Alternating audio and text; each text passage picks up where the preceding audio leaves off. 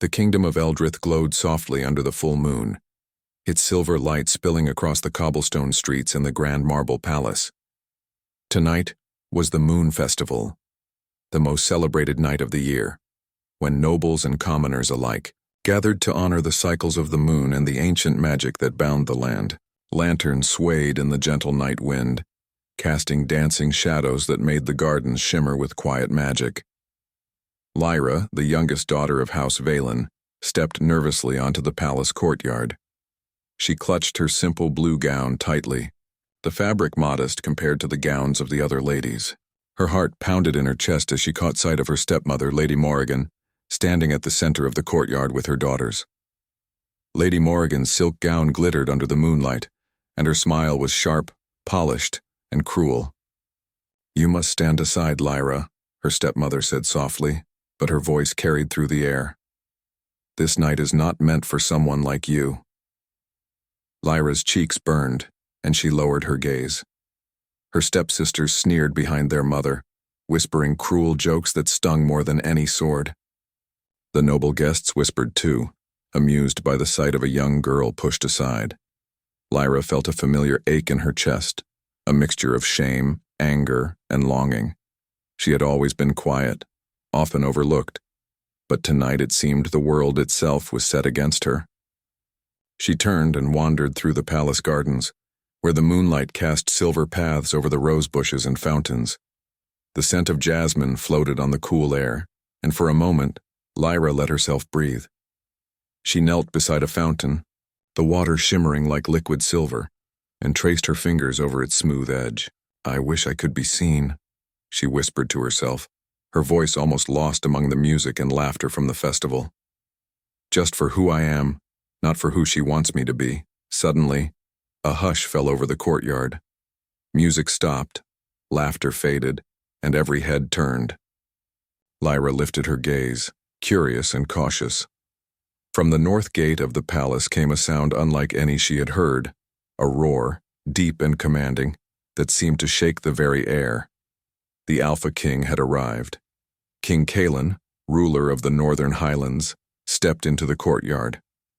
His armor gleamed like blackened steel under the moon, and his presence alone silenced the nobles. His dark hair fell to his shoulders, framing a face both strong and striking. There was a quiet intensity in his eyes, a storm held in still waters. Whispers filled the air. Calen, the man who commanded not only his armies but the beasts of the northern forests, had come to the Moon Festival. And then his gaze found her. Lyra felt it before she understood it. A pull, as if the moon itself had turned its attention toward her. King Calen's eyes lingered on her, studying her like one studies a rare and delicate flower. Her breath caught in her throat. She was alone, forgotten by her stepmother, overlooked by the court, and yet here was a man whose very presence demanded attention. Calen walked through the courtyard, and the nobles parted like water before a current. He stopped before Lyra, his dark eyes locking onto hers. The silence around them was almost unbearable. "Why do you stand in the shadows, child?" he asked, his voice low but commanding. Lyra blinked, startled that he spoke to her and not the nobles around them. She hesitated, unsure how to answer. I was pushed aside, Your Majesty," she said softly, almost afraid to speak. Calen's lips curved into a faint smile, and he extended his hand toward her. The air seemed to hum with tension, as if every being in the courtyard waited for her to move. She hesitated, but something in his gaze made her take his hand. Before the assembled nobles, before the dancing lanterns and the moon's silver glow, Calen lifted her hand gently. A hush fell over the courtyard. "Then you shall stand with me," he said, his voice carrying a strange mixture of command and kindness. Lady Morrigan gasped, her face twisting in fury. Her daughters looked equally shocked, and the other nobles murmured among themselves. For the first time in her life, Lyra felt the heavy weight of invisibility lift from her shoulders. She was seen, truly seen. The festival continued around them, but for Lyra, the world had narrowed to the space between her and the king. She could feel his strength, the power that commanded respect from armies and men alike. But there was something gentler beneath it, a quiet protection that made her chest ache with longing and fear all at once. After the initial shock, Kaelin guided her through the courtyard, past the nobles and the lanterns, to a quiet terrace overlooking the palace gardens. The moonlight spilled across the marble floor, illuminating the delicate patterns carved into the stone. Lyra's heart raced as she realized they were alone, away from the eyes of the court but still under the gaze of the moon. "You have a light about you," Kaelin said quietly. "A light that does not belong to this world alone." Lyra's breath caught. I don't understand, Your Majesty," she whispered. "You will in time," he said. "Tonight, you have only begun to see who you are, and who you might become." Lyra's eyes fell to the marble beneath her feet. She wanted to ask what he meant, wanted to tell him she was just a simple girl, unworthy of notice. But even as the words formed in her mouth, Kaelin reached out and gently lifted her chin, forcing her to meet his gaze. "You are more than they tell you," he said. "More than what your stepmother believes. More than anyone else dares to see." Lyra felt a warmth bloom in her chest, a mixture of fear, hope, and something deeper she could not name. The night seemed to stretch around them, holding its breath. From the terrace, they could hear the faint strains of music from the festival, the laughter of the nobles still unaware of the change that had just occurred. Lyra felt a strange sense of destiny, as if the moon itself had chosen this night to mark the beginning of something she could not yet understand. But even in this moment of quiet wonder, a shadow moved in the palace gardens below. Someone watched them, silent, unseen, and with intent that chilled Lyra's blood. She shivered and looked at Kaelin, but his expression was calm, unreadable. "Do not fear," he said softly, reading her unease. "Not yet. You are safe here, with me." Lyra wanted to believe him, to feel the certainty in his words, and for a moment, she did. But the shadow lingered, a reminder that the world of the court was not simple, and that her stepmother's malice ran deeper than she had imagined. Kaelin's hand remained over hers, warm and firm, a lifeline in a night filled with uncertainty. "Come," he said. "The night is not yet over, and there are things you must see, things that will change your life forever." Lyra took a shaky breath and nodded. She did not know what lay ahead, but for the first time, she felt she did not have to face it alone. With the Alpha King at her side, the shadows of shame and fear that had followed her all her life seemed to fade, if only for a moment. The festival continued, lanterns swaying in the moonlit night, music echoing against the palace walls, and nobles whispering behind delicate fans. But Lyra walked with her head held high, her hand in the grasp of a man whose power was unmatched and whose presence demanded the world's attention. And in that moment, beneath the silver glow of the moon, Lyra felt something she had never known before: hope, possibility, and the dangerous thrill of being seen for who she truly was. The night was far from over, and the Moon Festival held more than celebration. It held secrets, challenges, and destinies that would change not just Lyra, but the kingdom itself. And as the moon traced its path across the sky, Lyra could not help but wonder what path the Alpha King had chosen for her, and whether she had the courage to walk it. From the shadows of the terrace, unseen by most, Lady Morrigan's eyes burned with fury. The girl had dared to rise above her place, and the Alpha King had given her a hand that should have belonged to no one. The wheels of power were turning, and no one could yet know the consequences. And so the Moon Festival shone brightly over Eldrith, a night of light, magic, and the first step of a story that would not end quietly. The morning after the Moon Festival, the palace seemed different to Lyra. The moonlight of last night still lingered in her mind, a silver glow that felt like a promise. But now, in the pale daylight, the reality of the palace pressed down on her. The whispers of nobles, the watchful eyes of servants, and most of all, the looming presence of her stepmother, Lady Morrigan Kaelin, the Alpha King, had not left her side after the festival. Instead, he had guided her through quiet corridors and hidden chambers of the palace, places she never knew existed. The air in these rooms was cooler, scented with herbs and old stone, and filled with a sense of stillness that both calmed and unnerved her. "You must understand," Kalen said, his voice steady and serious. "Your life here will not be easy. There are forces at work that you cannot see, and not all of them wish you well." Lyra looked up at him, her blue eyes wide with fear and curiosity. "I only wanted to enjoy the festival," she whispered. I never thought the king would notice me."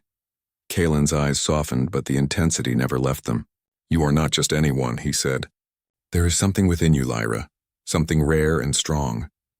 That is why I noticed you. That is why I took your hand." Lyra's heart raced. She wanted to understand, to believe him, but fear clung to her like a shadow. "But my stepmother, she will not forgive this," she murmured. She hates me." Kalen's jaw tightened. "Lady Morrigan has her own ambitions. She will try to control you, to use you, or to destroy what she cannot possess. You must be careful." They walked through a long hallway lined with tapestries that told stories of ancient kings and queens, battles fought with swords and sorcery, victories and betrayals. The walls seemed alive with history, and Lyra felt small, insignificant, yet strangely connected to it all. "Why me?" she asked suddenly, her voice trembling. "Why choose me of all people?" Kalen stopped and turned to her, his gaze steady. "Because you have a light that is not tied to your rank or your house. A light that is pure, strong, and unbroken. That is why I chose you." Lyra swallowed hard, feeling a mixture of awe, fear, and a strange warmth she had never known. She wanted to believe him, wanted to trust him, but doubt crept in. Could someone as powerful as the Alpha King truly care for a girl like her? Kalen noticed her hesitation and took a step closer. "You will learn," he said softly. "But first you must understand the rules of this palace, the power of this kingdom, and the magic that lies within it." He led her to a quiet chamber at the back of the palace, a place filled with books, scrolls, and objects that seemed to hum with quiet energy. Kalen explained that he was not just a king, but a guardian of ancient magic tied to the Moon Festival. The festival was more than celebration. It was a ritual that renewed the kingdom's bond with the moon's power. And that power, he explained, was strongest when paired with a pure-hearted soul. Someone like Lyra. Lyra listened, astonished. Magic had always been something she had read about in stories, distant and unreal. And yet here it was, tangible and alive, flowing through the very stones of the palace. "Why me?" she asked again, her voice barely above a whisper. "Because your bloodline carries a trace of the old magic," Kalen said. "And because your heart is not yet tainted by ambition, cruelty, or fear. You are rare, Lyra, and rare things are both precious and dangerous." Lyra's mind raced. She had always thought of herself as ordinary, overlooked, and powerless. Yet Kalen spoke to her as if he saw the truth inside her, the strength she had never recognized. Over the following days, Kalen began teaching her, not only about the history of Eldrith and the responsibilities of the crown, but also the way she could awaken the magic within herself. She learned to focus her mind, to feel the energy of the moon, to let it flow through her without fear. The first attempts were clumsy. Moonlight would scatter, sometimes flickering around her like hesitant fireflies. But Kalen's patience never wavered. "You must trust yourself," he said one afternoon, standing behind her as they practiced in the courtyard. "The magic will not flow through doubt. It listens to courage and conviction, not fear." Lyra closed her eyes, took a deep breath, and let the moonlight surround her. A soft silver glow pulsed around her hands, then spread slowly across the courtyard, reflecting off the marble floors. Her heart leapt with both joy and fear. She had done it, if only a little, but it was real. Kalen's gaze held hers, sharp and proud. "See, you are stronger than you believe." As the days passed, their lessons grew more challenging. Lyra had to balance diplomacy, etiquette, and combat training, alongside learning the secrets of the moon's power. Kalen remained by her side constantly, guiding her, correcting her, protecting her. The boundaries between teacher and companion blurred. Each touch, each shared glance carried weight and meaning. Lyra's heart, already stirred by admiration and wonder, began to beat with something deeper, something she had never allowed herself to name. But the palace was not without its dangers. Lady Morrigan's anger grew each day. She could not tolerate a girl she considered inferior being favored by the Alpha King. She whispered poison into the ears of the court, spreading rumors that Lyra was unworthy, that Kalen's attention was a mistake or a trick. Many nobles, uncertain of what to believe, began to murmur and gossip. Testing Lyra's confidence one evening, as the moon rose high and silver light spilled over the palace gardens, Lyra walked alone through the corridors, lost in thought. She had felt a surge of power that day, a connection to the moon stronger than ever before. But whispers followed her, silent shadows that seemed to move at the edges of her vision. From behind a pillar, a figure watched her. The air grew colder, and the shadows seemed to grow longer. Lyra felt a shiver run down her spine. She was not alone. Kalen appeared suddenly at her side, his presence like a shield against the encroaching darkness. "You are being watched," he said quietly, his eyes scanning the gardens. "Not all who walk these halls wish you well." Lyra swallowed, her fingers tightening around her gown. "Who is it?" she asked, fear creeping into her voice. Kalen's jaw tightened. "I do not know. But you must be careful. Lady Morrigan has allies, and there are other forces at work. Forces older than this palace, older than the moon itself." Lyra's pulse quickened. She had always feared her stepmother's cruelty, but now she realized that the world of the palace was more dangerous than she had imagined. Not just politics, but ancient magic and secrets lurked in every shadow. Over the next days, Kalen continued to teach her, but now with added caution. He showed her how to sense danger, to feel the movement of others before they acted, and how to defend herself both physically and magically. Lyra practiced tirelessly, her fear slowly transforming into determination, and through it all, Kalen remained a constant presence. Sometimes his words were gentle, a quiet encouragement, sometimes firm, a command that demanded obedience. Lyra found herself drawn to him, fascinated by the strength and mystery he carried. But she also felt fear of the power he held, fear of the responsibilities now placed on her, and fear of what her own heart was beginning to feel. One evening, as the sky turned deep indigo and stars began to twinkle above, Kalen brought her to the palace balcony overlooking the northern mountains. The wind carried the scent of pine and frost, and the moon's light bathed them in silver. "You have come far," Kalen said quietly, his hand resting lightly on hers. "But the path ahead will be harder. You must grow stronger, faster. Your enemies will not wait for you to be ready." Lyra looked at him, the wind tugging at her hair, her heart trembling. "I will try," she whispered. I want to be worthy of your trust." Kalen's gaze softened, and for a brief moment his mask of command fell away. "You already are," he said, his voice low. "But you must see it for yourself." The wind shifted, carrying a chill that made Lyra shiver. From the shadows of the palace gardens, a black feather drifted upward, landing softly at her feet. Lyra bent down, her fingers brushing the smooth quill. A sign she recognized from the stories Kalen had told her. A shadowy omen, a warning that danger was near, that forces older than the kingdom were stirring. Kalen's eyes darkened. "This is no ordinary warning," he said. "Someone or something is watching you, and it has intentions that are not kind." Lyra's chest tightened. She had thought the festival, the hand Kalen had taken, and her training were the only challenges she would face.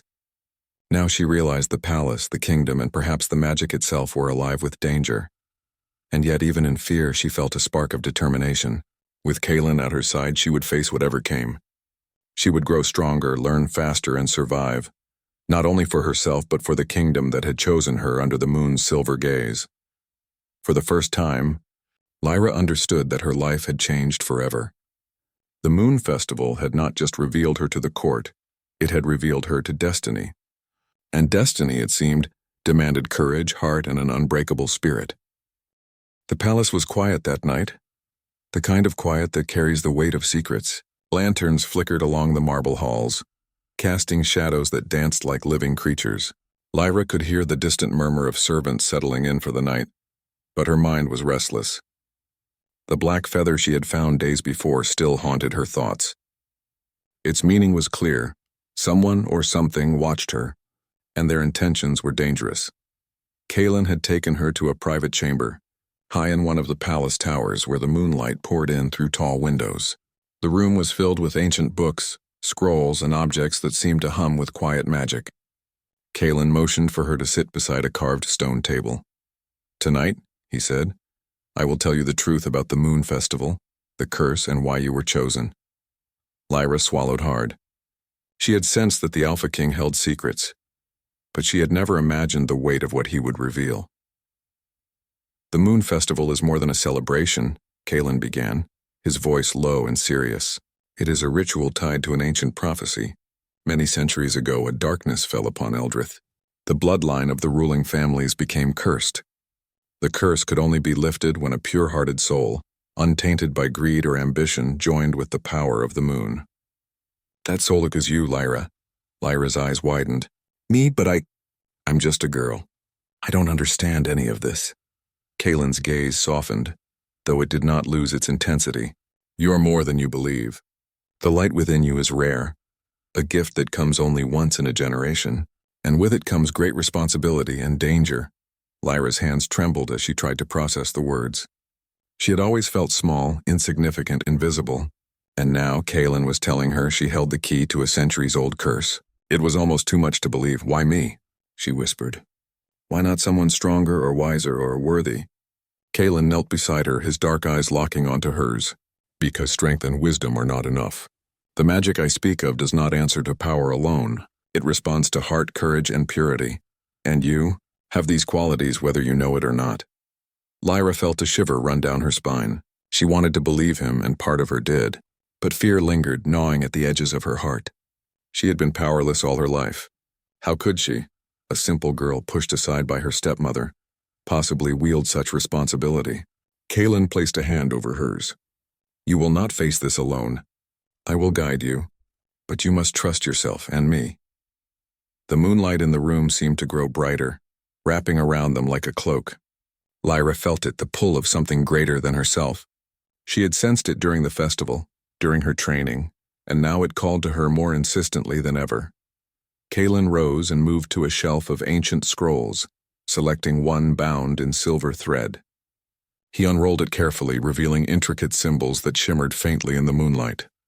This is the key to understanding your power, he explained. The moon's energy can be channeled, focused, and directed, but it is unpredictable, especially for one untrained. That is why I will teach you slowly, carefully, and always with guidance. Lyra leaned closer, her curiosity overcoming her fear. The symbols seemed to dance, shifting and twisting as if alive. She reached out instinctively, and the moment her fingers brushed the scroll, a faint glow spread across her hands. Kalen watched intently. Good, he said. You feel it. That is the first step. The power is responding to you. Days passed, each filled with lessons that tested Lyra in every way. She learned to sense the flow of magic in the palace, to feel the subtle currents of energy in the air, and to harness it in small, controlled bursts. Sometimes the light surged unexpectedly, spilling across walls or furniture, and she would gasp, startled by her own strength. Kalen remained patient, always guiding, always steady. You must trust yourself, he reminded her during one late-night session in the courtyard. Doubt weakens the power. Fear can destroy it. Courage, true courage, strengthens it. Lyra nodded, her palms still glowing faintly with silver light. Her heart raced, not with fear, but with a strange mixture of excitement and longing. Every lesson drew her closer to Kalen, not just as a student to a teacher, but as a person to someone who understood her in ways no one else had. But even as her power grew, so did the danger. Lady Morrigan's resentment festered like a poison.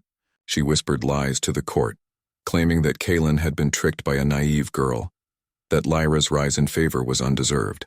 Nobles murmured and doubted, their whispers slicing through the palace halls like blades. One night, as Lyra practiced alone in the moonlit courtyard, she felt a sudden chill. Shadows stretched unnaturally across the marble floors. From the darkness, a low hiss carried on the wind. Lyra's heart pounded as she turned to see a dark figure standing at the edge of the garden, barely visible, but unmistakable. Kalen appeared instantly, stepping between her and the shadow. His armor gleamed under the moonlight, his eyes scanning the darkness. You are being watched, he said, his voice sharp. And this watcher is no ordinary spy. Lyra's pulse quickened. Who is it?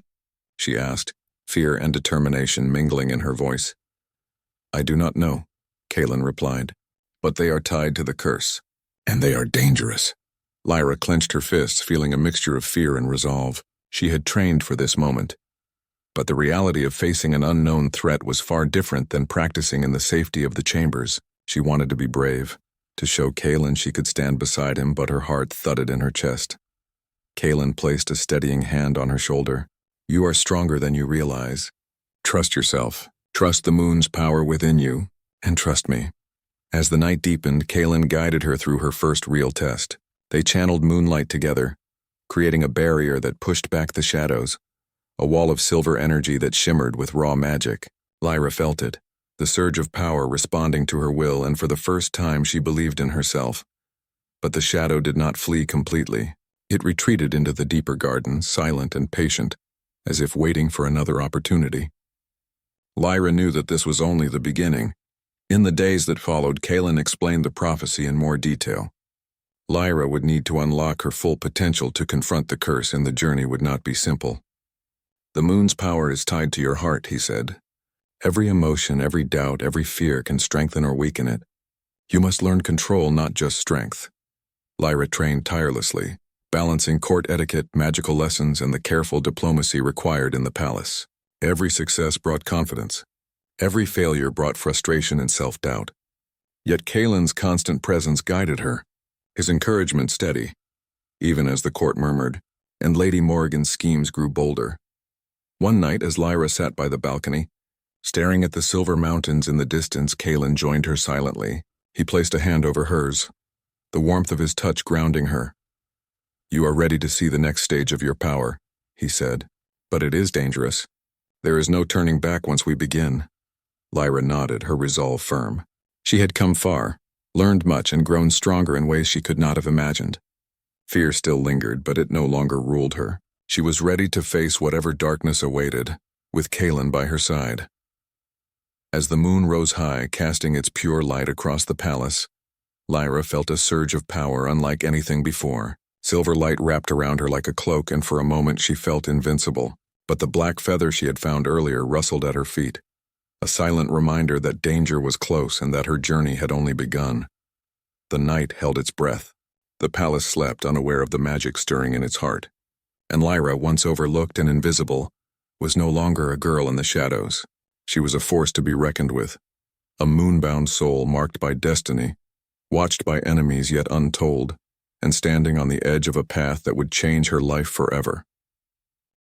The palace was alive with whispers and tension. Rumors of Lyra's rise at the Moon Festival had spread through the court like wildfire. Nobles looked at her differently now, some with awe, some with envy, and many with suspicion. Lady Morrigan's fury simmered beneath her polished smile, her eyes sharp as she watched the girl she had tried to destroy. Lyra moved through the halls with Kaylin beside her, his presence a shield against the court's scrutiny. Yet the shadow of danger hung heavy in the air. The black feather found days earlier had not disappeared. It seemed to follow her, a warning of unseen forces gathering. Kaylin led her to the palace courtyard where the full moon shone like silver fire, illuminating the marble floors. Tonight, Lyra would face her first true test, a ritual to awaken her magic fully and prepare her for the curse that threatened Eldrith. "You must focus," Kaylin said, his voice calm but commanding. "The magic within you responds to your heart. Doubt or fear will weaken it. Confidence and courage will make it grow." Lyra nodded, her palms tingling with anticipation. She had trained for weeks, learning to channel moonlight, to sense the energy around her, and to direct it with precision. But the thought of failing, of letting Kaylin down, made her stomach twist with nerves. Kaylin stepped back, giving her space. "Begin," he instructed. Lyra took a deep breath and extended her hands toward the moonlight. At first, nothing happened. Doubt flickered in her mind, threatening to break her concentration. She shook her head and forced herself to focus, to feel the magic as Kaylin had taught her. Slowly, a soft silver glow spread across her fingers, growing brighter as her confidence strengthened. The light pulsed and expanded, swirling around her in delicate waves. Lyra gasped, feeling the energy respond to her emotions. Her fear and uncertainty melted into determination, and the magic surged, brighter and stronger than ever before. From the shadows, a faint hiss cut through the courtyard air. Lyra's heart skipped. The shadowy figure she had seen before had returned, moving silently among the columns, watching her. Kaylin's eyes narrowed. "They are close," he said quietly. "Focus, Lyra. Do not let them distract you." The shadow shifted, and suddenly a spectral figure emerged, a dark manifestation of the curse that had haunted Eldrith for centuries. Its eyes glowed like coals and its form flickered between solid and mist. It advanced toward Lyra, silent but menacing. Lyra's breath caught. She had never faced anything like this. But Kaelin stepped beside her, his hand brushing hers. The touch grounded her, a reminder that she was not alone. "Remember your training," he said. "You have the power. Trust it. Trust yourself." Lyra took a deep breath and focused. Silver light surged from her hands, forming a protective barrier around them. The shadow attacked, but the light held firm, pushing it back. Every strike of the dark figure was met with a wave of her magic, and with each defense, her confidence grew. The courtyard seemed to tremble as their powers clashed, the moonlight reflecting off the marble like a storm of silver fire. Lyra's heart pounded, not from fear but from exhilaration. She could feel the strength within her, the magic that Kaelin had told her was rare, responding to her will. But even as she fought, the shadow whispered, seeping into her mind, filling her with doubt. "You are weak. You are nothing. You cannot control this power." Lyra shook her head, refusing to listen. "I am stronger than you. I am not afraid." The words were a mantra, a lifeline, and the silver light blazed brighter, burning away the dark whispers. Kaelin stepped forward, joining her in channeling the moon's energy. Together, their combined power created a shield of silver so brilliant it forced the shadow to retreat, screeching in fury. For a moment the courtyard was bathed in pure light and the darkness seemed to vanish. But the victory was not complete. The shadow dissolved into mist, retreating into the gardens and palace halls, leaving a chilling reminder that it would return. Lyra's chest heaved as she tried to calm her racing heart. She had succeeded in defending herself, but the threat was far from over. Kaelin placed a hand on her shoulder.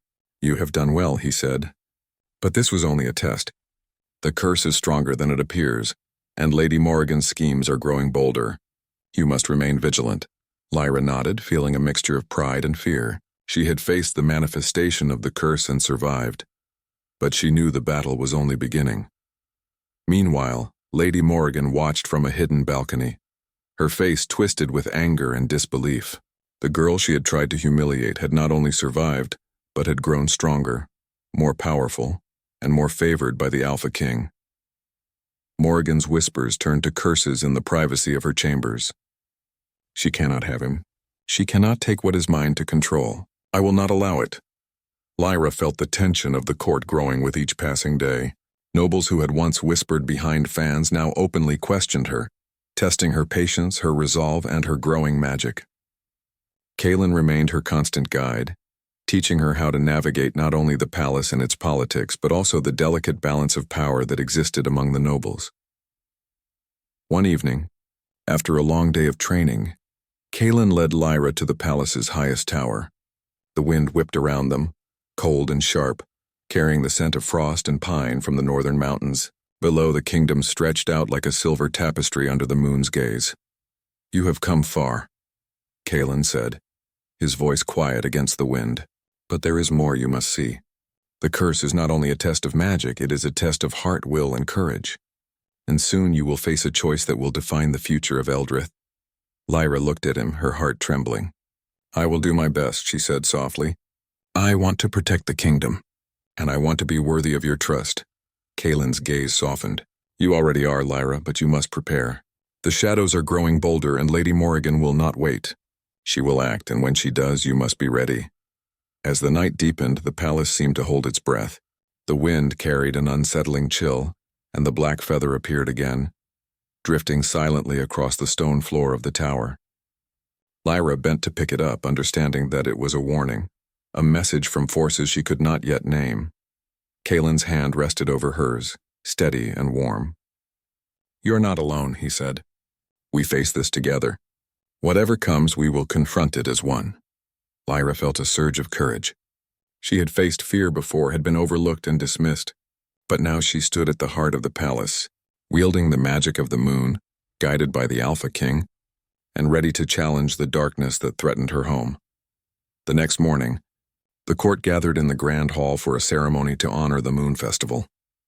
Nobles whispered, eyes flicking to Lyra, who stood beside Kaelin. Lady Morrigan's glare burned across the room, and her daughters scowled, their envy plain. Kalen lifted Lyra's hand once more, a gesture that silenced the hall. "This girl," he said, his voice carrying through the grand hall, "has shown courage, strength, and wisdom beyond her years. She is a guardian of Eldrith, chosen by the moon and protected by destiny." The court murmured, some with awe, others with disbelief. Lyra's heart pounded, a mixture of pride and fear. She had come so far, yet she knew the danger was far from over. Lady Morrigan's schemes were growing darker, and the shadowy forces that watched her waited for the perfect moment to strike. And then, from the edge of the hall, a cold wind swept through. Candles flickered, and the shadows seemed to stretch unnaturally. A whisper carried on the air, soft but chilling. "The darkness is not finished. You are not safe." Lyra felt a shiver run down her spine. She looked at Kalen, who met her gaze with a steady intensity. "Are you ready?" he asked quietly. Lyra nodded, her hand tightening in his. "I am," she said, her voice firm. The court watched in silence as the moonlight spilled across the hall, bathing Lyra and Kalen in silver. The kingdom of Eldrith was alive with magic, intrigue, and shadows that moved just beyond sight. And Lyra, once invisible, once overlooked, now stood at the center of it all, a moon-bound soul ready to face the darkness that waited. The night was far from over, and the true battle had only begun. The palace held its breath that night. The full moon hung high in the sky, silver and luminous, casting light across the marble halls and gardens of Eldrith. Every shadow seemed to move, stretching and twisting unnaturally, as if the kingdom itself sensed the approaching confrontation. Lyra stood at the palace balcony, her hands trembling, not from fear but from anticipation. The training, the lessons, the tests of magic, all of it had led to this moment. She could feel the moon's energy coursing through her veins stronger than ever. Her silver aura shimmered softly around her, pulsing with the rhythm of her heartbeat. Kalen stepped beside her, his presence steady and commanding, a rock amid the swirling tension. "Tonight," he said quietly, "you will face the final trial. The curse, Lady Morrigan, and the shadow that watches, all of them converge now. You must trust yourself and the power within you." Lyra took a deep breath. She had grown stronger, braver, and more certain of herself than she ever imagined. "I am ready," she whispered, her voice firm despite the storm of nerves in her chest. Kalen gave a brief nod, then led her through the corridors to the grand hall where the court had gathered. Nobles murmured in hushed tones, their curiosity and fear evident. Lady Morrigan stood at the far end, her face a mask of rage and defiance. She had gathered allies from across the kingdom, loyal servants, and ambitious nobles who sought to seize the throne if the Alpha King faltered. "This ends tonight," Kalen said, his voice low but full of authority. "No schemes, no shadows can undo what the moon has chosen." Lyra stepped forward, feeling the weight of destiny settle upon her shoulders. She raised her hands, and the silver moonlight responded, coiling around her like a living cloak. The court gasped at the radiance, but it was not enough. From the shadows, the dark figure appeared, twisting and shifting, a manifestation of the ancient curse that had haunted Eldrith for generations. Its glowing eyes locked onto her, a silent threat that promised destruction. Lady Morrigan's voice rang out, sharp and cruel. "You think this magic will save you, girl? You have no idea what you are dealing with." Lyra's chest tightened, but she did not waver. She felt Kalen's steadying hand on her back, his presence giving her courage. "I may not understand everything," she said, her voice calm but strong, "but I know my heart. I know the light I carry, and I will not let darkness control this kingdom." The shadow screeched and surged forward, a wave of darkness that threatened to consume the hall. Lyra's silver light flared, meeting it head-on. Magic clashed with magic. Light against shadow, and the marble floor trembled beneath their power. The court watched in awe, unable to move as Lyra's aura expanded, a shield of silver brilliance that pushed back the darkness. Lady Morrigan's face twisted with rage. "You cannot stop it. It is older than you, stronger than you." Lyra shook her head, determination blazing in her eyes. "The darkness may be old, but courage and heart are stronger." "I will fight, and I will not falter." The shadow lashed out, trying to pierce her defenses, but Lyra's control had grown. She directed the silver light with precision, guiding it with every ounce of will she possessed. Kalen joined her, channeling his own strength, and together, they formed a barrier so powerful that the shadow shrieked and faltered, unable to break through. Suddenly, The black feather appeared again, drifting down from the balcony. Lyra recognized it as a warning, a reminder that the curse had more than one face. But instead of fear, she felt clarity. The feather's presence told her that she had the choice to confront the true source of darkness directly, Lady Morrigan herself. With a deep breath, Lyra stepped forward.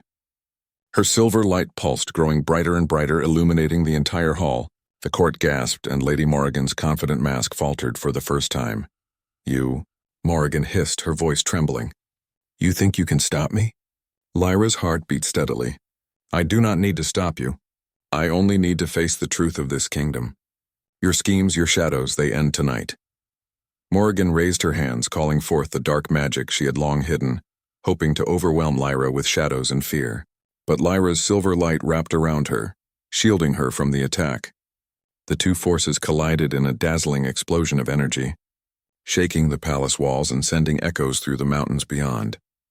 Lyra felt the power surge within her, her connection to the moon stronger than ever. She reached deep, finding not just her magic but the courage and resolve she had built over weeks of training and tests. Silver energy spiraled from her, not as a weapon but as a force of truth and clarity. The shadows screamed and dissolved under her light, the dark magic dispersing like mist in the morning sun. Lady Morrigan fell to her knees, defeated and powerless, her fury replaced with disbelief. Kaelin stepped beside Lyra, his eyes filled with pride and relief. "You have done it," he said quietly. "You have faced the darkness and you have prevailed." Lyra's chest heaved, the adrenaline fading into exhaustion and relief. The hall was silent except for the distant murmurs of the court, who slowly began to understand the magnitude of what had just occurred. Kaelin turned to the nobles. "Let this be known," he said, his voice strong and clear. "The girl who stands before you is not only chosen by the moon, she is the guardian of Eldrith. Her courage has saved this kingdom and her heart has restored the balance that darkness sought to destroy." The court erupted in awe and applause, though some still whispered in disbelief. Lyra felt a mixture of pride and humility. She had faced forces far greater than herself and had survived, but she knew the journey had shaped her into someone entirely new. Lady Morrigan's gaze met hers one last time. There was no anger left, only the bitter acknowledgement that she had been defeated. Lyra felt no hatred, only a quiet sorrow for the woman who had been consumed by ambition and envy. Kaelin placed his hand gently on Lyra's shoulder. "You have proven yourself, not just to the kingdom, but to yourself. You are ready for what comes next." Lyra looked at him, her eyes shining in the moonlight. "And what is that?" she asked softly. Kaelin smiled, a rare warmth in his dark eyes. "The kingdom is safe for now. But your heart, that is what matters most. You have faced fear, darkness and doubt, and you have stood tall. That courage, that light is what will guide us forward. Together." Lyra felt a surge of emotion. She had been pushed aside, overlooked and underestimated all her life. Yet here she was, chosen by the moon, recognized by the Alpha King and standing as a guardian of the kingdom. Her heart swelled with gratitude, courage, and a quiet, growing affection for the man who had guided her through every challenge. Kaelin reached out, taking her hand in his once more. "You have changed the fate of Eldrith, Lyra, and in doing so you have changed my own." Lyra's breath caught. The bond between them, forged through trials, fear, and shared courage, felt unbreakable. She realized that the silver light of the moon was not just magic, it was hope. Love and destiny intertwined. The night settled over the palace, calm and luminous as if the moon itself had blessed their victory. Lyra stood beside Kaelin, hand in hand, ready to face whatever came next. The shadows had been defeated, Lady Morrigan's schemes exposed, and the kingdom's magic restored. But more importantly, Lyra had discovered the strength within herself, the power of her heart, and the promise of a future intertwined with Kaelin's. And as the first light of dawn touched the towers of Eldrith, Lyra knew one thing with certainty: she would never be pushed aside again. The moon had chosen her, destiny had tested her, and love, quiet, steadfast, and true, had found her in the silver glow of the night. The kingdom was safe. The curse lifted, and the girl once overlooked now stood as its shining guardian, ready to embrace a future filled with courage, magic, and a bond stronger than any shadow.